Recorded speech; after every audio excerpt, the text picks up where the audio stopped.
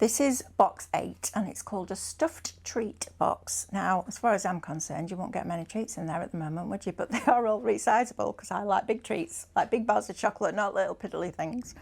So I'm going to show you how simple this one is to put together, and you could expand it, you could put a handle on it, you could add extra bits on if you wanted to. So this is just a starting point, but it's quite cute, I think. So we're going to do the large slanted box first of all. So this is the net. And the net is the piece that you would cut out of the basic builder box, and it would just all fold in. And then these are the resize files that then obviously glue together to make that net. So I'd just like to show you how we lay them out so that you can see which bit's going where. And that's what we do. All right, so it's super simple. And we're just going to glue all this together. So red liner tape.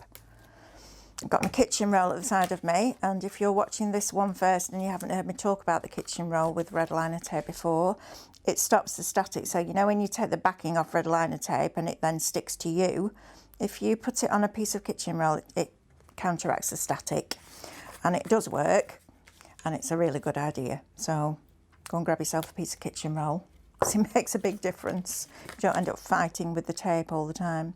So I've got the front on now and now the back, like that. And then I've got the right side and the left side. So we've got a little tab here that we're going to stick onto the base first of all. Just going to move this net out of the way, and then I can work on a plain piece of white card so those lines aren't distracting. So I'm going to pop that on there and then tape off this one.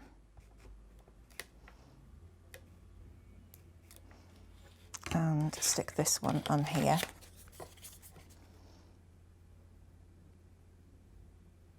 So position that on there.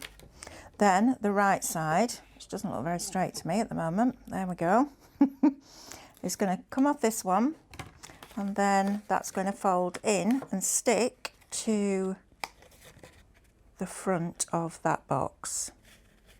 And you'll have pictures of all these in your booklet. It came with a USB. So you'll be able to see what they look like. And then this one's going to go there like that. So we've then got the front of our box, and then we want to glue these to the back. So make it easy for yourself. Fold bits back if you need to make sure that it's easy. And then I'm going to do both of these at once, I think. So let's get one in place first. Let's fold that in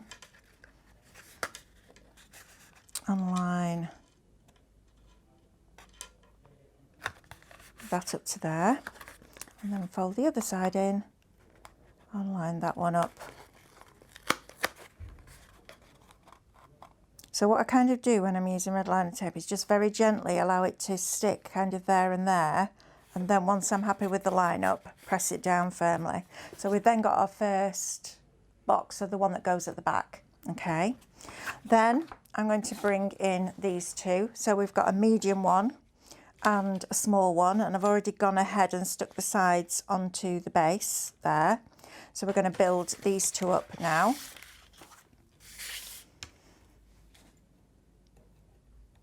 That's a great thing about having a scan and cut and a USB. You can just resize. So, you know, if you wanted a bigger one, you can make it bigger. If you wanted it smaller, you can just use the net and make it smaller. And on this one, I'm just going to do both of the shorter sides. It's up to you. And there's no reason for it. I'm just doing it to show you that you can do it either way, whatever works better for you. Everybody thinks differently and builds things differently, so there's no right or wrong. And every fold, unless I tell you differently, will be a mounting fold. So super simple to get your head around. Right, so I'm going to tuck these in and then glue that one in place like that, and then tuck that one inside.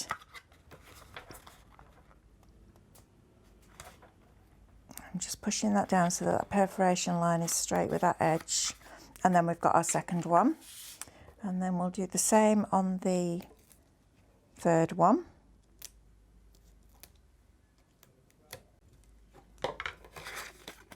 So we'll put that right side in.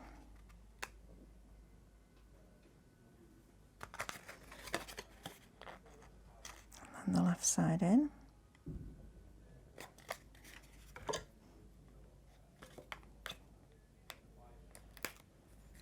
And then the other side in.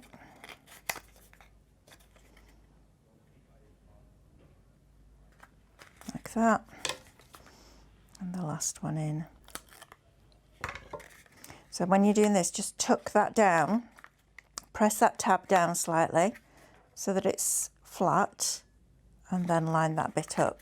So then you will have that one, and then that one going in a zigzag like that. Now you also have these pieces, and these are the box supports or the strengtheners, and it also covers over this area. So where you can see the joins there, it was going to cover that up. So that one is going to go onto there like that, and when they're all glued down, like that one. And then this one is going to go on, no, other way around, Melanie. No, I'm right. Ignore me. That one is going to go on that side then as well and cover that over. And then you have an extra base support that you can sit the bottom on as well. So I'm not going to glue all those together because you can see it's quite clear where they go. And then you end up with a box that looks like that. And then your decorative panels you cut out. So the white one is your decorative panel and the black one is your patterned panel. And of course, when you watch the education, you'll see how you can put any pattern in any panel. And it just works really well. And what I like about this is that this bit is just a triangle. So this part doesn't go right the way down to the bottom. Neither does that part. So they're just triangles that work perfectly with those diagonals. But it looks like the pattern could go down to the bottom. So it's a really nice finished box. And I think it's great just to, you know, if you're sitting watching a movie with the family, you could just pop little bits and pieces in there as well. Okay, so that's box number 8, and we're now going to move on to the next one.